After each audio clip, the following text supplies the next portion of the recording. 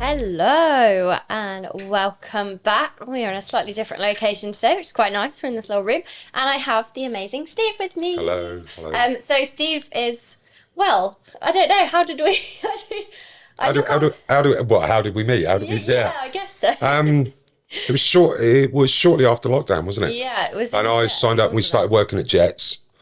And then I guess we got to know each other better because I went, there isn't anybody that can help me with my dog, is there? And obviously I volunteer. So I look after Steve's doggo, and Steve is now actually one of my clients who is on his own mega journey, and it's so exciting. And yeah, we're just obviously going to share a little bit more insight to Steve's background into, I guess, fitness as a whole. And like your perception of it and how the outlook has changed entirely. Now, Steve used to be a strongman. Amateur though, amateur first timer, but yeah. I did train to do it because I think one of your episodes previously, you sort of mentioned where you get a little bit, what am I doing? What am I training for? And I did stuff like the Spartan race, the Bear Grylls race, which I don't even know if that's still going, to be honest. What does that entail? It's just obstacle running, isn't it? So it's just distance. Yeah, I mean, savage. But I'm no good with the heights. So when I did the Bear Grylls one, I got to the top of the cargo net and I was a mess. And I think absolutely everybody overtook me at that point. And at the top of that cargo net, I was going, what am I doing? And I still had 5K to go.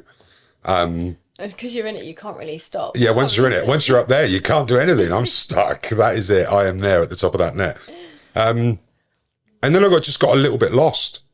You just don't really know what you're doing. And how long did you do all of that for? Probably about 4 years, I think it was. And did you do training before that? Yeah, I've always sort of trained on and off, but it's been that sort of, I should go to the gym. And that's really all it entailed. It didn't really, there was no target. Yeah, and I think that's similar for a lot of people. Like, I think everyone's like, oh, I should go to the gym just because I should go to the gym. Yeah. Without actually sort of having, like, you've got to have you've got to enjoy it and have a reason behind it as well. Yeah, and I think actually lately, or since I decided, well, doing the Spartan and then doing the Bear Grylls, because I had to up my cardio and learn how to run and do all those sort of things. Yeah, it's a whole nother ball game. It is, but then after that, probably because of the heights, I didn't like the heights. I needed something else and I never found anything. I just sort of floundered. Yeah, and you did all the stuff with like the logs and all of that as well. Was that all part of that sort of thing? No, that's when I basically discovered it's Paul Smith, who's a friend of a friend. He's currently UK's strongest man. Wow. And I didn't realise that one lady that I knew, she was doing Olympic lifting. Yeah. And we just got chatting and she was at Sheffield Hallam. There's a few people from Sheffield Hallam now that are in GB teams and stuff. And she mentioned Paul, and I thought, oh, this sounds all right. What, he does online coaching, does he? Yeah. So I ended up doing online coaching with Paul. For the strongman side of things. For the strongman side of things. And I'd always watched it. It was always like a Christmas tradition for us, through New Year. So World's Strongest Man would be on TV. Yeah. And you'd sit and watch it. So I'm like, yeah, let's do that. And I was heavier. Back then, I'd be 23 kilos heavier than I'm sat now. Oh, God. So about 124 kilos. And that's it. I started doing the training with Paul. I said, this is what I want to do. And away we went. And yeah, I was training for comps. That's so cool. And I could never. Well, you could. I mean, the unfortunate thing for me is COVID got right in the middle of it. So we're only going back 6 years. Yeah. And it is intense. The training is extremely intense. It takes a lot out of your body, even at that level. How the pros do it. Well, I sort of know how they do it because they spend a fortune on recovery and massage and support and everything else, and they have to keep themselves going because it is literally just brutal. It's heavy intensity all the time. So how would you explain, because there are probably a lot of people that are like, what is strongman? How would you explain, just explain a few of the exercises, shall we say? Like, obviously, and the intensity of it. Like, in my mind, all I think of is these massive, you've got what they are the logs, aren't they? They are the logs, yeah. And you've got to, shift them up. Obviously, do a lot of deadlifting. A lot of deadlifting. With the pulls and... Yeah. So if you took the log, for instance, a lot of people will do overhead press. But the difference with, say, a log is when you're good at it, the weight, I guess, that's the first thing. But it's also the actual physical size of it. So once it's up on your chest, you can't see. So you can't see in front of you and you look at the ceiling. So you'll see a lot of these. You've got to try and push that up with your shoulders. And you've got to push it up, yeah. I mean, you are allowed leg drive and everything else in strongman, and you can use supports like elbow supports and stuff like that. But the biggest thing for me was those sort of elements. It's like you've got that log on your chest, it's pushing down on your sternum, and you've got to push that up, but you can only look up. The best thing for you to do is to look up, because you can't look forward, you can't see anyone. And that's... You probably can't breathe very well. No, you can't. No, I mean, one of the other things that you do is, people may have done front squats and that, say, with a standard barbell, but imagine putting that 60 kilos in a sandbag on your chest and then running 20 meters with it. Yeah. And that's a good way to put it, actually. That is horrible. They no matter how fit I think you are, at the end of it, you just can't breathe. Yeah. Because you're restricting your breath anyway. And you'll see a lot of the competitions with the pros, they're lifting double that. They're lifting 120 kilo sandbags. They're putting stuff on their body through things that we shouldn't really do. I mean, every sport has its extreme, right? So obviously you done that because you still did that at Jets, didn't you? You did a lot I did. That was close. Sort of thing. That was close after my injury. I say that. Steve has a few injuries. I have a few injuries, and it comes with age. But I'd go through it. I tore my meniscus, and that was through training for strongman. And then I had to go through a recovery period, and that was about a year before Jets. So I was trying to go back up the scale again, and I had to do a lot of recovery. I never had it operated on. That is due soon, and ASAP. Yeah, very soon. And I was just trying to get over it. So Paul then took me through a lot of recovery processes with lifting and everything else, and everything was climbing really, really well. So when I saw you at Jets, it was starting to move again. So we thought, well, it's fine. I just carry on going. I just keep going, and it's going, and it's going. I think that's in us as well. When you're in any sport, when you're like driving for something, you will just keep going, even if you have little niggles along the way. We're all bad at it, even though we shouldn't be, and we should listen to our bodies. But yeah, so and then that case of just pushing. In Jets, because I kept going through the repetitions and deadlifts, I dislocated my hip. And it turns out that my knee wasn't repaired, and I damaged my hip, because of it. And that was the end of it. That literally was the last time I even considered it, because I just couldn't. When you're missing half a chain of something that you're using to lift, it makes it very tough. It makes it tough. I know. I deal with the disabled guys and stuff like that. So Steve works with the GB Disabled Strongman team very closely. You follow all of their progress and go into their comps. And I mean, I think it's incredible, and I must have one of them on to discuss more about it, because I'm sure other people will find it super interesting. But yeah, you've always been within it. And how, obviously, what was the nutrition like? What would you do? I mean, it's very different.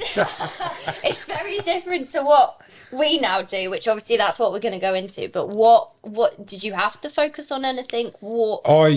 I did. So going back to Paul again, his now wife, Shannon, turns out, as we're going through the process, she was a nutritionist. Oh, amazing.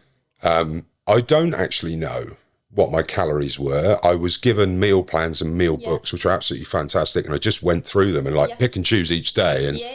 And some of those meals that she created that you'd think at the time, oh, is this really healthy? We still eat them as per they were, because they are just really nice. Yeah. I think the difference in strongman, say compared to bodybuilding, which we'll probably go into, is there's more carbs, more fats, definitely. Yeah. Little bit. There's a lot more fuel in the tank, and you're not trying to refine the muscle. You want to build strength. It's different. It's a completely different purpose, and this is obviously something people need to realise as well. Like, it can always shift, but the perception of that to now must be insanely different. So obviously Steve's journey from where he was at so obviously I did my competitive season. Steve filmed a lot of it. Well, all of my shows, of my shows, which I've plastered all over my Instagram. And you were tempted From the first show, and then the second, and then the third. Steve came back and was like, sod it, let's go.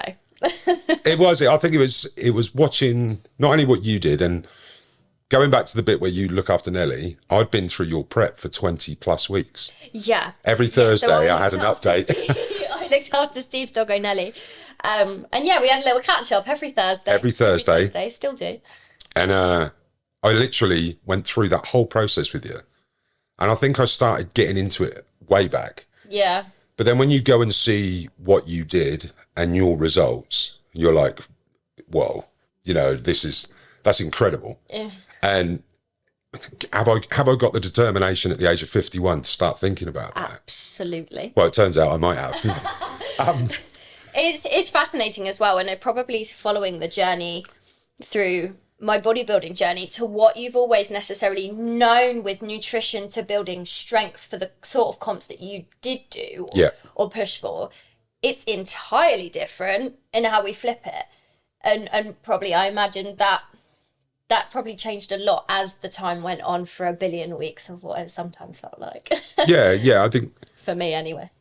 Yeah, the two, strongman, well, actually strongman, Olympic lifting, whatever you want to call it, powerlifting, and bodybuilding can, you know, people think that's gym. Well, it's not just gym because there's a big difference. Nothing alike. No, that's right. They all have their amazingness, but they're all so different. They're all so different. And it's not only on the training side, but it's also on the nutrition side. I think it's definitely different. I'm really enjoying it now because Emily's made a fundamental difference to the way I look, which has been great because I've obviously got a target. We've sort of got our little targets that we've been talking about and what I want to do. But the change in nutrition hasn't been scary. No, and I think the most amazing thing since we started. So when did we start? It was like September, October. It's after Wales. Yeah. So I finished my first show at the start of September, and on my last show, finished my season in September, and we sat down and we sort of set some goals, but you didn't really know what was on the other side. But that's the beauty of it, because I did exactly the same when I when I had my first coach, and also with John. Didn't know what was on the other side, didn't know what was going to happen. But we sat down, sort of laid out how we're going to start it. And it took time. But the most baffling thing I can probably imagine for you was that I actually pretty much doubled Steve's food intake. Yeah, you did. So I was floundering in the middle, and you said, we did a bit of tracking, or I did a bit of tracking. Yeah, because that's what I always say. You've got to have that starting point to kind of know what you're eating currently, because and it was nothing. A lot of people do. And Steve sent it back to me, and I was like, no. We need more fuel. It was nothing, and that's a key thing. For the training that you did as well. Yeah. I mean, I trained hard, and that's something that people need to be aware of, because I was under fueling my body, and when you under fuel that badly, your body literally grabs everything. Yeah. So I was overweight, and you think, well, he's hardly eating anything, but it's grabbing all the bad stuff. You know, your body's starving. It just wants to eat the lot. And also by that point, we're more, I don't know, I can't think of the word. We're more inclined to turn to things like that when we are a little bit underfueled, because we feel a bit that's why cravings come in and Sugar's the one. It used to give you peaks and troughs, and that's what you would do. So you're not eating properly, you're not full, and then you turn to the chocolate bar. Well, that's not doing you any favours straight away, and that really is what my life was. That's what I was doing. I was living on caffeine and sugar, I think. I think a lot of people do. We all love all the good stuff, and there's a time and a place at all times. You know, at Christmas and stuff. You never want to restrict it entirely, because then we're never going to want it. But you want to know the purpose for what the target you want is. I don't think any of that came out right. But if you have a goal, you can go for it. It's temporary. Little diet breaks, little time away, sort of headspace time is what I would say. When you have those more indulgent times, like a holiday or a Christmas knowing break that's coming. That's how it works. Knowing that one day, it's not like this is your life forever and you will be on this every day for the next 10 years. You won't. You wouldn't do it. So knowing that with the way you work with me. And also having a bit of having a bit of balance, you know, when we're not working for extreme. It's not like we're in a stage prep. You know, you don't necessarily need to have those such restrictive protocols in place. There's a time and a place for things like that, but it's not sustainable to prolong for a long period of time. And you earn it. That's the thing, you earn it, don't you? Well, I'm not the biggest fan of saying earning because it makes it sound horrendous.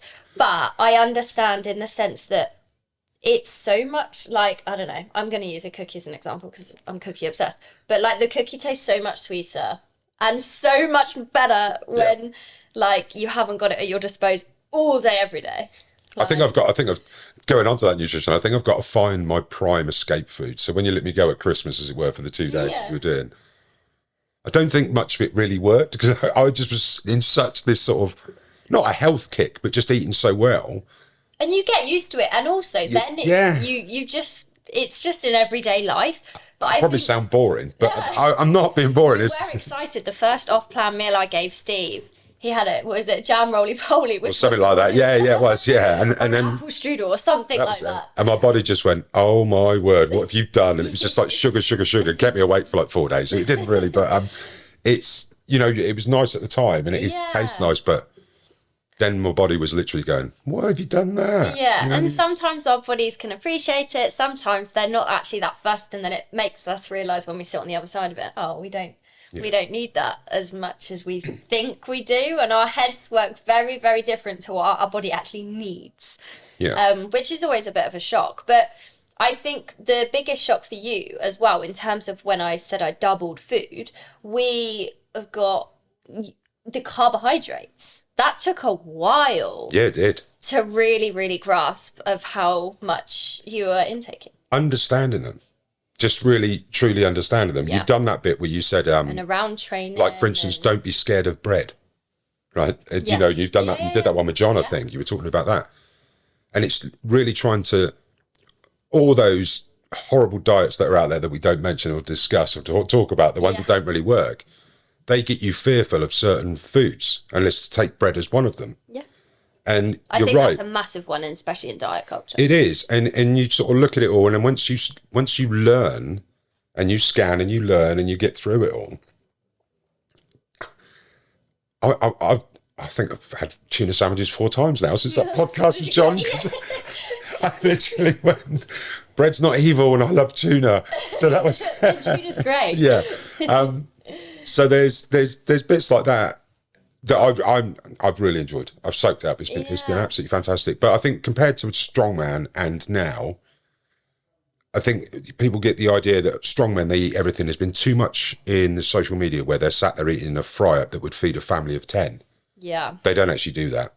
Yeah. The pros don't do it. You know, they're very much like the bodybuilding thing, but they just... I think the hard thing is even from Martin, obviously, is a disabled strongman in Jets, where I still work. He's really struggling at the moment because it's so much clean food, but you've got to eat so much of it to hit those calories that you could probably easily hit on slightly less food, but with more processed food. But it's a real shock to the system when I think we understand actually how much we need to eat to grow. Whether you're a bodybuilder or powerlifter or a strongman or anything like that. So the volume must be... It is a lot. I think you read a few articles. I think a lot of the big pros do like 80% clean, 20% dirty, because they're on 10,000 calories a day. We need a little Yeah. So if they can eat a tub of ice cream, that's what they're going to do. Yeah. And again, it has that purpose as well when for that specific goal that they've set. But what you've done for me and the way I'm tracking it now is just... It's almost, I don't want to say it, but it's almost effortless, the way the weight is shifted and the way it's seamless now. We haven't really changed it. Too much. I haven't changed your food, I don't think, once. No. So Steve's food stayed the same since October. Your cardio hasn't really changed, I don't think, at all. We've switched up training program over the phases that we've pushed through. So we've just started a new training program. Yeah. But it's almost one of those things, and John says it to me all the time, if it's not broken, don't fix it. Like, if everything's moving exactly how it needs to and how the body wants to respond and how we expect it to respond, because there are external factors. For example, like there's expectations around you were really inflamed after you had one of those massages with Charlie. Yeah. So obviously weight had increased because water retention's a bit higher and we're feeling really sore and inflamed. And when we've done specific workouts, again, we can be inflamed and water retention go up. Same as when we enjoy Christmas. I'd be disappointed if everyone lost loads of weight. Do you know what I mean? Like, not that we went absolutely crazy over Christmas. No.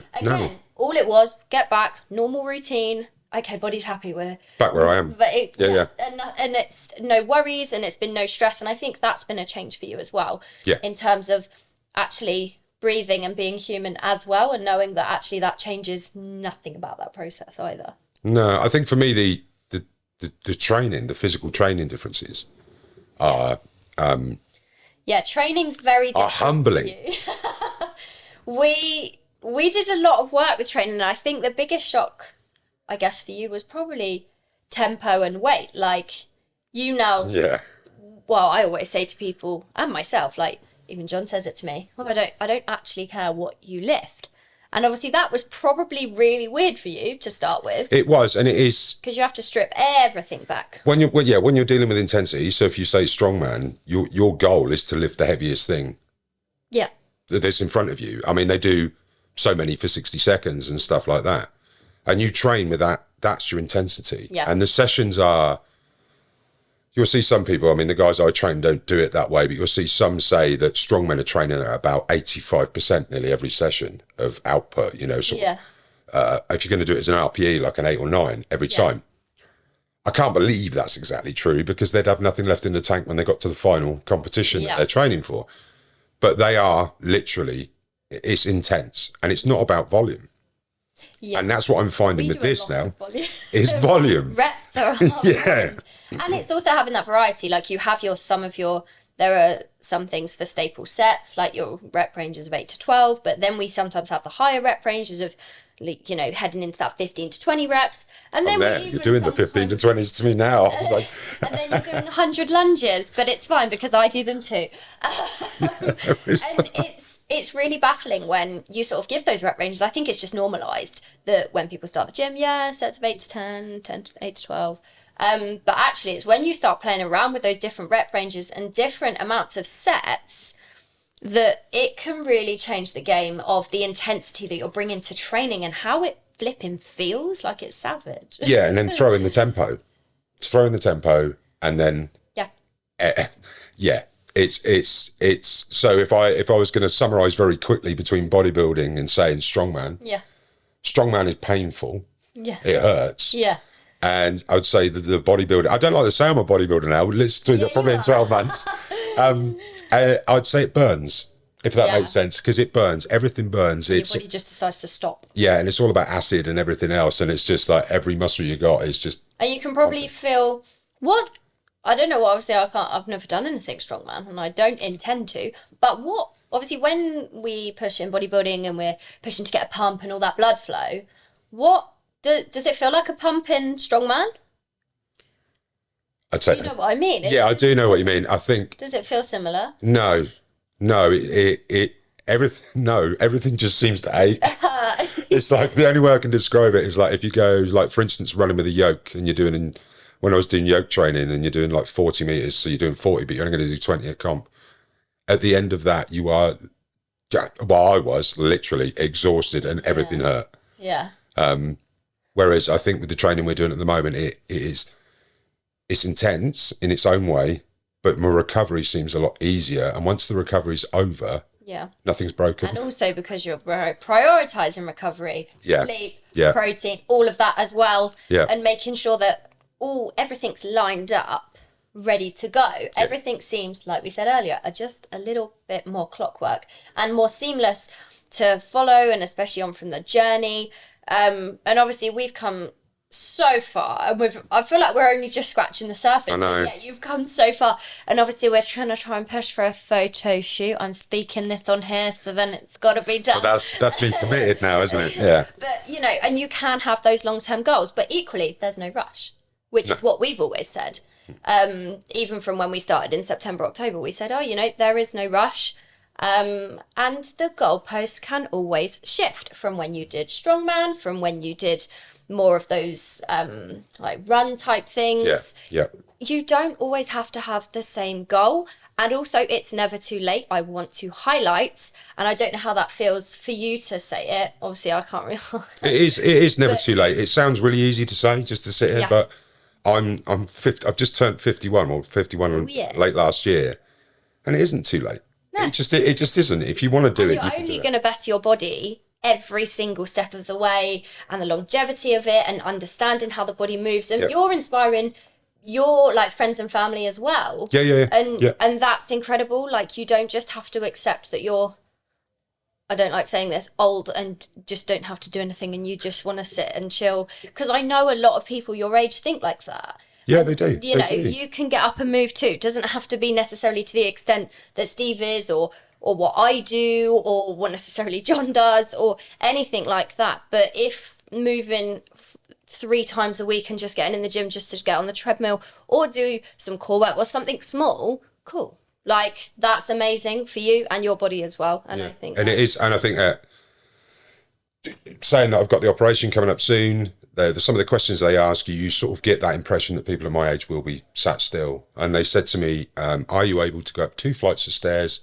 without being out of breath? I went, I did 42 this morning. They asked that? They asked me, and I went, I did 42 flights this morning on the Stairmaster. She went, you'll probably be okay then.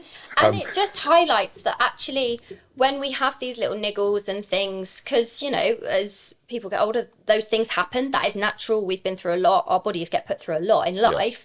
But you can better your recovery. You can better all of those things that actually, when you have an operation like that, you're not dreading that you're going to be out of work or moving for 6 months. That actually, in hope that we necessarily don't know the recovery after, but we know your body is in the best possible position now. That we're confident it'd be quick. 4 or 5 months ago, where it's gonna, it would have felt entirely different, and it would have felt a lot tougher. Lighter, fitter, and healthier. I'm gonna fly through it. There we go. I feel like that should be the motto for the new year.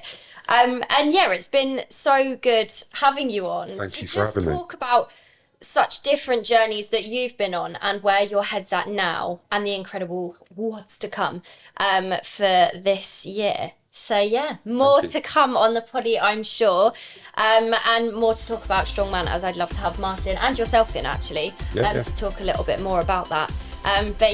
Thank you so much for joining us today in a slightly different location, and I shall see you on the next episode.